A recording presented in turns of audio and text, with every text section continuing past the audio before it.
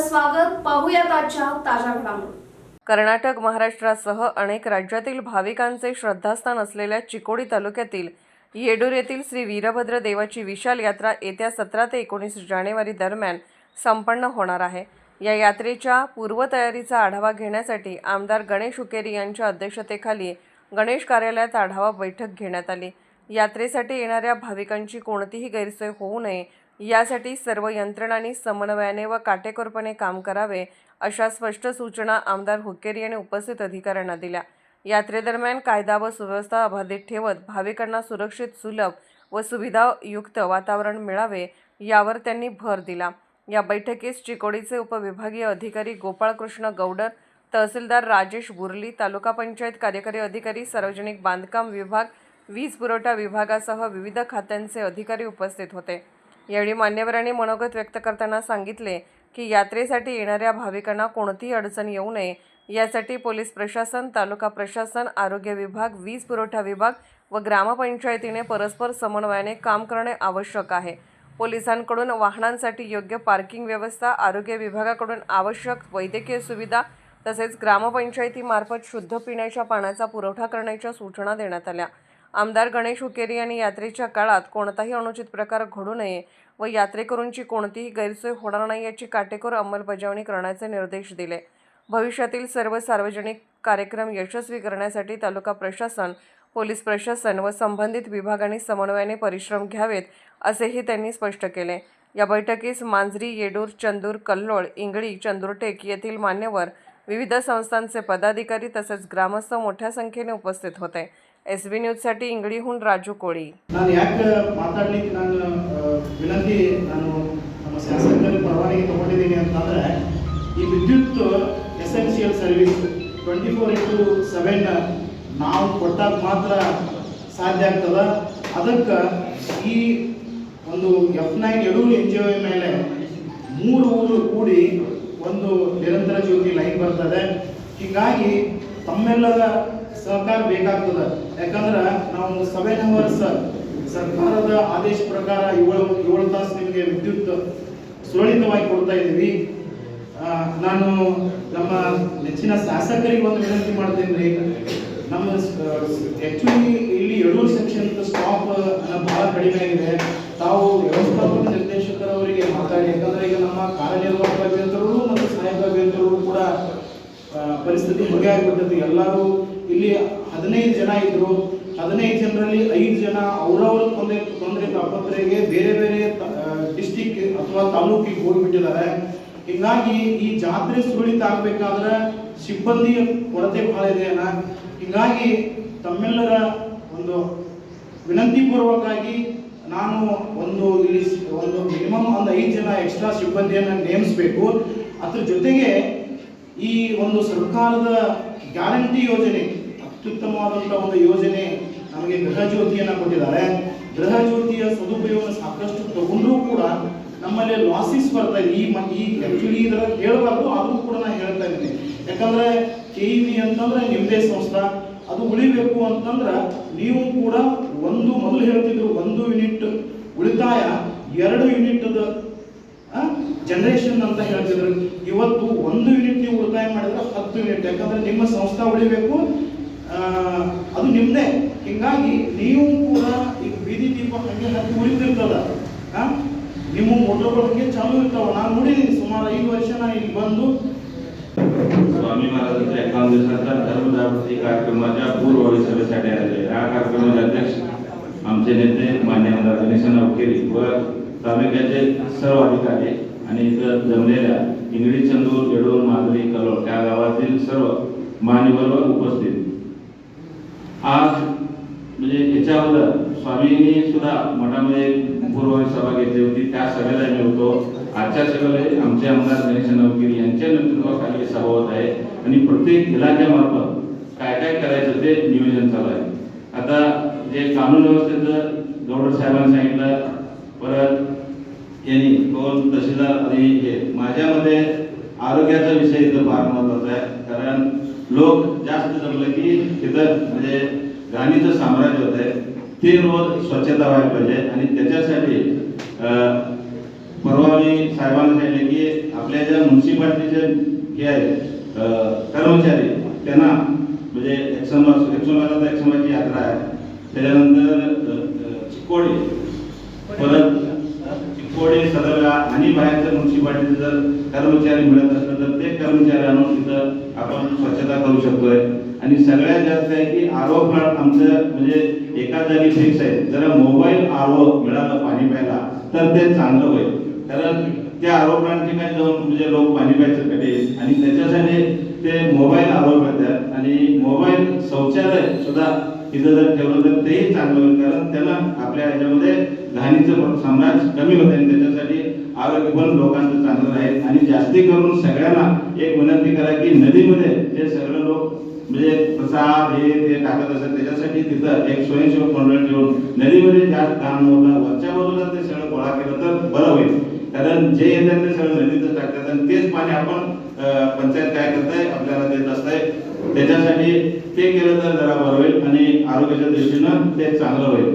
आणि आता 4 व्हीलर जे साहेबांनी सांगितलं की आत सोडायचं नाही, 4 व्हीलरला ह्या बाजूला आता म्हणजे गावाच्या बाजूला सगळं रोड आहे, तिकडे सुद्धा एक थोडं तुम्ही म्हणजे पार्किंग केला तर त्यांच्या घराजवळ यायला बरं होते. म्हणजे मध्य रस्त्यानं आता चव्हाण देवीचा जो रस्ता जातोय तिथं एक थोडं पार्किंग करायचं, ह्या आतल्या लोकांना तिथं 4 व्हीलर लावून इकडे यायला येत आहे.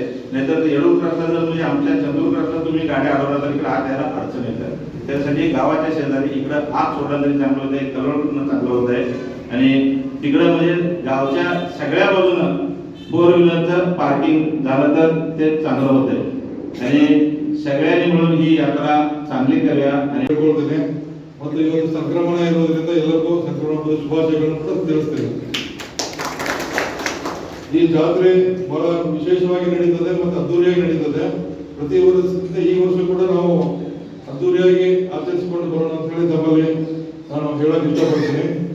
ಮತ್ತೆ ಈಗೇನು ವಿಡಿಯೋ ಮತ್ತೆ ನಮ್ಮ ಎಲ್ಲ ಹಿರಿಯರು ಹೇಳಿದ್ರು, ಕಾನೂನು ಸುವ್ಯವಸ್ಥೆ ಬಗ್ಗೆ ನಾವು ಸಾಕಷ್ಟು ಸಿಬ್ಬಂದಿನ ನಿಯೋಜನೆ ಮಾಡ್ತೀವಿ. ಮತ್ತೆ ಮುಖ್ಯವಾಗಿ ರಥೋತ್ಸವ ಇರ್ತದೆ ಆ ದಿವಸ ಇಲ್ಲಿ ರಥೋತ್ಸವದ ಬಗ್ಗೆ ಬಹಳ ಸಿಸ್ಟಮೆಟಿಕ್ ಆಗಿ ಮಾಡಿದ್ದಾರೆ. ಬಟ್ ಇನ್ನೊಂದು ನಾನು ಲಾಸ್ಟ್ ಇಯರ್ ಹಿಂದೆ ನೋಡಿದಾಗ ಸ್ವಲ್ಪ ಹಗ್ಗದ ವ್ಯವಸ್ಥೆ ಮಾಡಬೇಕು. ಲೆಫ್ಟ್ ಸೈಡ್ ರೈಟ್ ಹಗ್ಗದ ಪೂರೈಕೆ ಮಾಡಿದ್ರೆ ನಡಬರ್ಕ್ ಬರೋದನ್ನ ನಾವು ತಡಿಬಹುದು. ರಥದ ಮೇಲೆ ಸೇಫ್ಟಿ ಇದೆ, ಅದು ಚೆನ್ನಾಗಿದೆ. ಲೆಫ್ಟ್ ಸೈಡ್ ರೈಟ್ ಸೈಡ್ ಹಗ್ಗದ ವ್ಯವಸ್ಥೆ ಮಾಡಿದ್ರೆ ಒಂದು 100 ಮೀಟರ್ಸ್ ನಾವು ರಥದ ಜೊತೆಗೆ ತಗೊಂಡೋಗಿ ಮತ್ತೆ ತಗೊಂಡ್ ಬರಕ್ ಅನುಕೂಲ ಆಗ್ತದೆ. ನಾವು ಪೊಲೀಸ್ ಸಿಬ್ಬಂದಿ ಮತ್ತೆ ತಮ್ಮ ಎಲ್ಲ ಕಾರ್ಯಕರ್ತರು ಇರ್ತಾರೆ, ಅವ್ರ ಸಹಾಯದಿಂದ ಮಾಡಿದ್ರೆ ರಥ ಹೋಗೋ ಟೈಮಲ್ಲಿ ಏನು ಅಡಚಣೆ ಆಗೋದಿಲ್ಲ ಅಂತ ಅನ್ಕೊಂಡಿದ್ದೀನಿ. ಅದನ್ನೊಂದು ಮಾಡಬೇಕು. ಮತ್ತೆ ಪಾರ್ಕಿಂಗ್ ವ್ಯವಸ್ಥೆ ಸರಿಯಾಗಿ ಮಾಡ್ಕೊಂಡು ಬರ್ತೀವಿ. ಮತ್ತೆ ಅದ್ರ ಬಗ್ಗೆ ನಾವು ಈಗ ಒಂದು ಸ್ಟಡಿ ಮಾಡಿಕೊಂಡು ಸರಿಯಾಗಿ ಅದನ್ನ ಅನುಷ್ಠಾನಗೊಳಿಸ್ತೇವೆ. ಮತ್ತೆ ಅಮಾವಾಸ್ಯೆ ದಿವಸ ಮತ್ತೆ ರಥೋತ್ಸವ ದಿವಸ 2 ದಿವಸ ನಾವು ಸರಿಯಾಗಿ ನಿರ್ವಹಿಸ್ಕೊಂಡು ಬರ್ತೇವೆ ಅಂತ ಹೇಳಕ್ ಇಷ್ಟಪಡ್ತೀನಿ. ಮತ್ತೆ ಕುಡಿಯುವ ನೀರಿನ ಬಗ್ಗೆ ತಾವು ಹೇಳಿದ್ರಿ, ಅದು ಒಳ್ಳೆ ನೀರು ಕೂಡ ಹಿಡಿಯವರು ಹೇಳಿದ್ದಾರೆ, ಶಾಸಕರು ಒಳ್ಳೆ ನೀರು ಕೂಡ ವ್ಯವಸ್ಥೆ ಮಾಡ್ತಾರೆ ಅಂತ ಹೇಳಿದ್ದಾರೆ. ಅದನ್ನು ಅನುಷ್ಠಾನ ಆಗಲಿ ಅಂತ ಹೇಳಕ್ ಇಷ್ಟಪಡ್ತೀನಿ. ಮತ್ತೆ ತಮ್ಮಲ್ಲಿ ಏನಾದರೂ ಪೊಲೀಸ್ ಇಲಾಖೆಯಿಂದ ಏನಾದ್ರು ಆಗಬೇಕಾಗಿದ್ರೆ ತಾವು ನನಗೆ ಹೇಳ್ಬೋದು. ಈಗ KP ಹೇಳಿದ್ರೆ ಆ ಥರ ಮತ್ತೇನಾದ್ರು ವಿಶೇಷ ನಿಮ್ಗೆ ಇಲ್ಲಿ ವಾಡಿಕೆ ಆಗಿರ್ತದೆ ಅದನ್ನು ಹೇಳಿದ್ರೆ ನಾವು ಅದನ್ನು ಸುಧಾರಿಸಕ್ಕೆ ಇಷ್ಟಪಡ್ತೀವಿ. ಈಗ ಸರ್ ಚರ್ಚೆ ನಿಮ್ಗೂ ಕರೆದಿದ್ದೆ. ಕಳ್ತನ ಬಹಳ ಆಗ್ತವ್ರಿ ಇದು ಅಂದ್ರೆ ಕ್ಯಾಮೆರಾ CCTV ಹೇಳೋದು ಬರ್ತೇನೆ ನಾನು. ಅದು ಚಲೋ ಆಗ್ತದೆ. ಈ ವೇಳೆಯಲ್ಲಿ ನಾವು ಮ್ಯಾಕ್ಸಿಮಮ್ CC ಕ್ಯಾಮೆರಾ ಅರೇಂಜ್ ಮಾಡಿ ಅದನ್ನು ಹಾಕ್ತೀವಿ. ಮತ್ತೆ ನಾವು ಪ್ರಚಾರನೂ ಮಾಡ್ತೇವೆ. ಆ ದಿವಸ ಇಲ್ಲೆಲ್ಲ CC ಕ್ಯಾಮೆರಾ ಚಾಲು ಇದಾವೆ ಅನೌನ್ಸ್ ಮಾಡ್ತೇವೆ. ಎಲ್ಲ ಭಯ ಬೀಳೋಕೆ ಅದು ಅನುಕೂಲ ಆಗುತ್ತೆ, ಅದಕ್ಕೆ ಮಾಡ್ತೇವೆ. ಸರ್ ಮತ್ತೊಂದು CCTV ಈಗ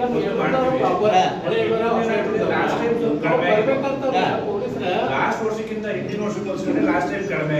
ನೀವು ಲೋಕಲ್ಸ್ ಇರ್ತೀರಿ, ನೀವು ಹೆಣ್ಮಕ್ಳು ಯಾರು ಬರ್ತಾರೆ, ಎಸ್ಪೆಷಲಿ ಹೆಣ್ಮಕ್ಳನ್ನ ಟಾರ್ಗೆಟ್ ಮಾಡ್ತಾರೆ. ಹೆಣ್ಮಕ್ಳನ್ನ ಟಾರ್ಗೆಟ್ ಮಾಡುವಾಗ ಸ್ವಲ್ಪ ಅನೌನ್ಸ್ಮೆಂಟ್ ನಾವು ಜಾಸ್ತಿ ಮಾಡುವಾಗ ಅಥವಾ ನೀವು ಲೋಕಲ್ ಬಂದಾಗ ನಿಮಗೆ ಯಾರಾದ್ರೂ ಅನುಮಾನಸ್ಪದ ಏನಾದ್ರು ಬಂತು ಅಂತಂದಾಗ ಸ್ವಲ್ಪ ನಮಗೆ ಇಂಟಿಮೇಷನ್ ಕೊಟ್ಟಾಗ ಬಹಳ ಅನುಕೂಲ ಆಗುತ್ತೆ. First point. ಸೆಕೆಂಡ್ ಪಾಯಿಂಟ್, ಈ ಸತಿ ಸಿಬ್ಬಂದಿ ಜಾಸ್ತಿ ಮಾಡ್ತಿದ್ದೀವಿ. ಲಾಸ್ಟ್ ಟೈಮ್ ನಮ್ಗೆ ಸಮಸ್ಯೆ ಏನಾಗಿತ್ತು, ಪಾರ್ಕಿಂಗ್ ಒಂದು ಸಮಸ್ಯೆ ಆಗಿತ್ತು. ಲೋಕಲ್ಸಿಗೆ ಮತ್ತು ಸುತ್ತಮುತ್ತ ಹಳ್ಳಿಯವ್ರಿಗೆ ಏನಂತಂದ್ರೆ, ನೀವು ಆ 3 ದಿನ ಸ್ವಲ್ಪ ನಿಮ್ದು ಏನು ನಿಮ್ಮ ಮನೆಗೆ ಯಾರು ನಿಮ್ಮ ಫಾರಿನರ್ ಬರ್ತಾರೆ ಅಥವಾ ನೀವುಗಳು ಓಡಾಡ್ತೀರಿ, 2 ವೀಲರ್ನ ಒಳಗಡೆ ಅಲೋ ಮಾಡ್ತೀವಿ. 4 ವೀಲರ್ನ ಆದಷ್ಟು ನೀವು ಊರಿನ ಹೊರಗಡೆ ನೀವು ಒಂದು ನಾವು ಏನು ಪಾರ್ಕಿಂಗ್ ಸ್ಥಳ ನೇಮಿಸಿರ್ತೀವಿ, ನೀವು ಅಲ್ಲಿ ಅನುಕೂಲ ಆಗಂಗೆ ನೀವು ನಿಲ್ಸ್ಕೊಂಡ್ರೆ ಆಲ್ಮೋಸ್ಟ್ ಒಂದು 3 ದಿನ ನೀವು 4 ವೀಲರ್ ಅಡ್ಡಾಡೋದು ಕಡಿಮೆ ಮಾಡಿದ್ರೆ ಬಹಳ ಅನುಕೂಲ ಆಗುತ್ತೆ. ಎಸ್ಪೆಷಲಿ ಕಂಜೆಸ್ಟೆಡ್ ಇದೆ, ಅಲ್ವಾ? ಬಹಳ ಕಂಜೆಸ್ಟೆಡ್ ಇದೆ. ನಂದೀಶ್ ಅದನ್ನ ನಾವು ಕಡ್ಡಾಯವಾಗಿ 2 ವೀಲರ್ ಆಗಲಿ, ಕೆಬಿ ಆಫೀಸರ್ ಆಗಲಿ, ಅನಿಲ್ ಪಾಟೀಲ್ ಆಗಲಿ, ರವಿ ಆಗಲಿ ಸೊಲೆ ಇವತ್ತೊಂದು ಸೂಚನೆ ಕೊಟ್ಟಿದ್ದಾರೆ. ವಿಶೇಷವಂದ್ರೆ ನಾನು ಪ್ರಕಾಶನ ಹುಕ್ಕೇರಿ ಅವರ ಮೊನ್ನೆ ಚರ್ಚೆ ಮಾಡಿ ಇವತ್ತು ಈ ಜಾತ್ರೆ ನಿಮಿತ್ತಾಗಿ ಮತ್ತು ಮಠಕ್ಕೆ ಸುಮಾರು 25 ಲಕ್ಷ ರೂಪಾಯಿ ಮೊದಲೇ ಹಂದಿ ಬರುವ ಒಂದು 2 ತಿಂಗಳಲ್ಲಿ ಇವತ್ತು ದೇವಸ್ಥಾನ ಕೊಡುವಂತ ನಾವು ಒಂದು ಪ್ರಕಾಶನ ಹುಕ್ಕೇರಿ ಅವರು ಒಂದು ವಿಚಾರ ಮಾಡಿ ಅದು ಇವತ್ತು ನಾವು ಮುಂದುವರೆಗಿದ್ದೀವಿ. ಇವತ್ತು ಇಷ್ಟು ಒಳ್ಳೆ ದೇವಸ್ಥಾನ ಮುಂದೆ ಇವತ್ತ ಒಂದು ಯಾತ್ರಿ ನಿವಾಸ ಇಲ್ಲಿ ಕಟ್ಟಾಕತ್ತಾರ. ಸುಮಾರು 450 ರೂಮ್ ಅದಾವ. ಮುಂದೆ ಬೇರೆ ಬೇರೆ ಅಜ್ಜವರು ಒಂದು ಬೇರೆ ಬೇರೆ ಆಲೋಚನೆ ಮಾಡಿದ್ದಾರೆ. ಇವತ್ತೇನು ನೀವು ಸಲಹೆ ಕೊಟ್ಟಿದ್ದೀರಿ, ಮೊನ್ನೆ ನಾವಾಗಲಿ ಅನಿಲ್ ಪಾಟೀಲ್ ಹೋದ ಹೇಳುವಾಗ ಇಲ್ಲಿ ಬಂದ ಎಲ್ಲ ಭಕ್ತರು ಕೂಡ ಒಂದು ಚರ್ಚೆ ಮಾಡಿದ್ವು. ಒಂದೊಂದೊಂದೊಂದು ಸಲಹೆ ನಾವೆಲ್ಲ ಬರ್ಕೊಂಡು ಹೋಗಿದ್ವು. ಮುಂದೆ ಇವತ್ತೇನು 5 ಲಕ್ಷ ಜನ ಇಲ್ಲಿ ಸೇರ್ತಾರೆ. ಒಂದು ಮೊಬೈಲ್ ಶೌಚಾಲಯ ಮಾಡಿಸುವಂಥ ವ್ಯವಸ್ಥೆ ಮಾಡ್ತೀವಿ. ಕುಡಿ ನೀರು ಹೇಳಿದ್ರು, ಮೊಬೈಲ್ ಕುಡಿ ನೀರು ವ್ಯವಸ್ಥೆ ಆಗಲಿ, ಲೈಟಿಂಗು ಕೂಡ ಬರೀ 1 ಲಕ್ಷ ರೂಪಾಯಿದಾಗ ಲೈಟಿಂಗ್ ಆಗಿಲ್ಲ. ನಾವು ಕೂಡ ಅದಕ್ಕೆ ಕೈ ಇಟ್ಟು ಕಂಪ್ಲೀಟ್ ಮಾಂಜರಿ ಹಿಡಿದು ಕಲ್ಲೋಳ ಪೂಲ್ ಮಠ 3-4 ಲಕ್ಷ ರೂಪಾಯಿ ಖರ್ಚಾಗಲಿ ಲೈಟಿಂಗ್ ವ್ಯವಸ್ಥೆ ಮಾಡ್ತೀವಿ. ಬರೀ ಫಸ್ಟ್ ಕ್ಲಾಸ್ ಯಾರು ಬಂದರೂ ಕೂಡ ಒಂದು ಲೈಟಿಂಗ್ ವ್ಯವಸ್ಥೆ ಆಗಬೇಕು. ನಿಮ್ಮ ಶೌಚಾಲಯ ಇವತ್ತು ನಾನು ಮೊಬೈಲ್ ಶೌಚಾಲಯ ಆರ್ಡರ್ ಕೊಟ್ಟ ಹೆಣ್ಮಕ್ಳಿಗೊಂದು ಬೇರೆ ಗಂಡ್ಮಕ್ಳಿಗೊಂದು ಬೇರೆ ಇಂಥ ಒಂದು ಮೊಬೈಲ್ ಶೌಚಾಲಯ ಒಂದು 20 ಒಂದು 15 ಅಂದ್ರೆ ಒಂದು 15 ಇಂಥವು 2 ಯೂನಿಟ್ ರೆಡಿ ಮಾಡಿಸಿ ಅದಕ್ಕೆ ಆರ್ಡರ್ ಕೊಡ್ಸ ಮುಂದಿನ ಒಂದು ತಿಂಗಳಲ್ಲಿ ಬರುವಂಥದ್ದು ವ್ಯವಸ್ಥೆ ಮಾಡ್ತೀವಿ. ಇವತ್ತು ನಮಗೊಂದು ಅವಕಾಶ ಸಿಕ್ಕಿದೆ. ಈ ಒಂದು ಪವಿತ್ರ ಸ್ಥಾನದಲ್ಲಿ ಯಾವ ರೀತಿ ನಮ್ಮ ಎಕ್ಸಂಬದಲ್ಲಿ ನಾವು ಒಂದು ಜಾತ್ರೆ ಮಾಡ್ತೀವಿ, ಕಲ್ಲೋಳದಾಗ ಮಾಡ್ತೀವಿ, ಎಕ್ಸಂಬದಾಗ ಮಾಡ್ತೀವಿ. ಇಂಥ ಒಂದು ಅವಕಾಶ ಸಿಕ್ಕಾಗ ಡಿಪಾರ್ಟ್ಮೆಂಟ್ದವ್ರು ನಮಗೂ ಒಂದು ಹೆಮ್ಮೆ. ನಮಗೆಲ್ಲ ಅಧಿಕಾರಿಗಳು ಕೂಡ ಯಾವಾಗ ನಾವು ಕರೆದೀವು, ಯಾವಾಗ ಒಂದು ಜವಾಬ್ದಾರಿ ಕೊಟ್ಟಿದ್ದೀವಿ, ನಾವು ನಮ್ಮ ಪ್ರಕಾಶನ ಅವ್ರ ಒಂದು ಹಿಡಿದಿಂದ ಒಂದು ಜವಾಬ್ದಾರಿ ತಗೊಂಡು ಆ ಕಾರ್ಯಕ್ರಮ ಯಶಸ್ವಿ ಮಾಡಿದ್ದೆವು. ಎರಡನೇದಂದ್ರೆ ಇಲ್ಲಿ ಇವತ್ತ ಪೊಲೀಸ್ ಅಧಿಕಾರಿ ಯಾಕೆ ಅಂದ್ರೆ ಹೆಣ್ಮಕ್ಳು ಸಾಕಷ್ಟು ನಮ್ಮ ತಂಗಿ ತಾಯಿಯಂದ್ರಿ ಕಾರ್ಯಕ್ರಮ ದೇವರಿಗೆ ಬಂದಾಗ ಅವ್ರ ಅನಾನುಕೂಲ ಆಗ್ಬಾರ್ದು. ಏನ್ ರಮೇಶ್ ಅಂದ್ರೆ ಏನ್ ಸರ್ ಬಂದಾಗ ಅವರು ಬಹಳ ಒಂದು ವ್ಯವಸ್ಥಿತ ಯಾರಿಗೂ ಕೂಡ ಇವತ್ತು ಹಾದಿ ಮೇಲೆ ಆಗಲಿ ತಾವು ಹೇಳಿದ್ರು, ತೇರು ಜಗುವಾಗ ಕೂಡ ಹೇಳಿದ್ರು 2 ಬಾಜು ಒಂದು ಹಗ್ಗ ಕಟ್ಟಿಸಿ ಅದು ತರಿಸ್ರಿ, ಏನು ಕಮ್ಮಿಲ್ಲ 2 ಬಾಜು. ಅಂದ್ರೆ ನಾವು ನೋಡ್ತೀವಿ ಹೆಣ್ಮಕ್ಳು ಅಂದ್ರೆ ಗಂಡ್ಮಕ್ಳು ಅಂದ್ರೆ ಇದಾಗ್ಬಾರ್ದು. ಹೆಣ್ಮಕ್ಳು ಒಂದು ಸ್ಥಳ ಅವಕಾಶ ಬೇರೆ ಮಾಡಿಸ್ರಿ, ಗಂಡ್ಮಕ್ಳು ಒಂದು ಬೇರೆ ಮಾಡಿಸ್ರಿ. ಅದು ಏನು ಕಡಿಮೆ ಖರ್ಚು ಬಂದ್ರೆ ನಾವು ವೈಯಕ್ತಿಕ ನಮ್ಮ ಅನ್ನಪೂರ್ಣೇಶ್ವರಿ ಫೌಂಡೇಶನ್ ಕೊಡುವಂಥದ್ದು ವ್ಯವಸ್ಥೆ ಮಾಡ್ತೀವಿ. ಮುಂದೆ 20ನೇ ತಾರೀಕು ಹಿಡಿದಾರೆ ಇಲ್ಲಿ 11 ಅಥವಾ 12 ಗಂಟೆಗೆ ಬರಬೇಕು. ಪ್ರಸಾದ ಮಾಡಿ ನೇರವಾಗಿ ಬೆಳಗಾವಿಗೆ ಹೋಗಿ ಅಲ್ಲಿ ಅಜ್ಜರ ನೇತೃತ್ವದಲ್ಲಿ ಪಾದಯಾತ್ರೆ ಮಾಡಿ ನಾವು ಈ ಕಾರ್ಯಕ್ರಮದ ಚಾಲನೆ ಕೊಡ್ತೀವಿ. ಈ ಭಾಗದಾಗ ದೇವರು ನಮಗೊಂದು ಅವಕಾಶ ಕೊಟ್ಟಿದ್ದರು, ನಮ್ಮ ವೀರಭದ್ರೇಶ್ವರ ಶಕ್ತಿ ಕೊಟ್ಟಿದ್ದರು. ಎಷ್ಟು ಫಂಡ್ ಬೇಕು, ಯಾವ ಸಮಾಜದಾಗ ಇವತ್ತು ರೋಡ್ ಆಗಲಿ, ಸಮುದಾಯ ಭವನ ಆಗಲಿ, ಏನೇನು ಬೇಕು ನಮ್ಮ ಸರ್ಕಾರದಿಂದ ನಾವು ಇಲ್ಲಿ ತಂದ ಮುಗಿಸುವಂತ ಒಂದು ಪ್ರಾಮಾಣಿಕ ಒಂದು ಸೇವೆ ಮಾಡ್ತೀವಿ. ಕೇಳಿದು ಪಡೆಯಲ್ಲ ಬರೀ ನೀ ಏನ್ ಬೇಕಾದ್ರೆ ಹೇಳ್ಬೇಕು ಬೇಡ. ಇಲ್ಲಿ ರವಿ ಮಿರ್ಜಿ ಆದ್ರು ನಿಮ್ಗೆ ಜಾಗ ಬೇಕಾದ್ರೆ ಇನ್ನೊಂದು 2 ಎಕರೆ ಕೊಡಿಸ್ತೀವಿ. ಹೊಸ ಸಬ್ ಸ್ಟೇಷನ್ ಕಟ್ಸುವಂತ ವ್ಯವಸ್ಥೆ ಮಾಡ್ತೀವಿ. ಯಾಕಂದ್ರೆ ಅದಲ್ಲ ಎಕ್ಸ್ಪೀರಿಯನ್ಸ್ ಅದರಲ್ಲಿ ಮುಂದೆ ಯಾಕಡೆ ನಮ್ಮ ಭಾಗದಾಗ ಈಗ ಮೊನ್ನೆ ಬೆಂಗಳೂರು ಹೋದಾಗ ಸೆಷನ್ ಇದ್ದಾಗ ಕೇರೂರ್ 33 ಸಬ್ ಸ್ಟೇಷನ್ ಇತ್ತು, ಅದು ಅಪ್ಗ್ರೇಡೇಷನ್ ಮಾಡಿಸಿದ್ವು. ಪಟ್ಟಣಗುಡಿ ಹೊಸದೊಂದು ಸಬ್ ಸ್ಟೇಷನ್ ಮಾಡಿಸಿದ್ವು. ಮುಂದಿನ ವರ್ಷದಾಗ ನಮ್ಮ ಶಿರಗಾಂವ್ ಹೊಸದೊಂದು ಆ ಸಬ್ ಸ್ಟೇಷನ್ ಹೊಸದೊಂದು ಮಂಜೂರು ಮಾಡ್ತೀವಿ. ನೀವು ಇಲ್ಲೂ ಕಲ್ಲೋಳದವ್ರು ಜಾಗ ಕೊಟ್ರೆ ಇಲ್ಲೂ ಒಂದು ಹೊಸ ಸಬ್ ಸ್ಟೇಷನ್ ನಮ್ಮ ಈ ಭಾಗದಾಗ ರೈತರ ಯಾಕಡೆ ಮುಂದಿನ ದಿನಮಾನದಾಗ ನಾ ಈ ಬರುವಾಗ ನೋಡಾಕಿದ್ದೀನಿ 2-3 ದಿವಸ ಹೊಳಿ ಯಾವ ರೀತಿ ನೀರಾಗಲಿ ಇಪ್ಪರ್ಗಿ ಬ್ಯಾರೇಜ್ ಬಗ್ಗೆ ನೀವು ವಾಟ್ಸಪ್ ಪೇಪರ್ದಾಗ ನೋಡಿದ್ದೀವಿ. ನೀರು ತರೋದು ಕೂಡ ನಾವು ನಮ್ಮ ಪ್ರಕಾಶನ ಕೂಡಿ ಒಂದು ಬೆಳಗ್ಗೆ ಮಾತಾಡಿದ್ವಿ. ಮುಂದಿನ ದಿನಮಾನದಾಗ ಈ ಭಾಗದಾಗ ನೀರು ಕಡಿಮೆ ಬೀಳಬಾರ್ದು.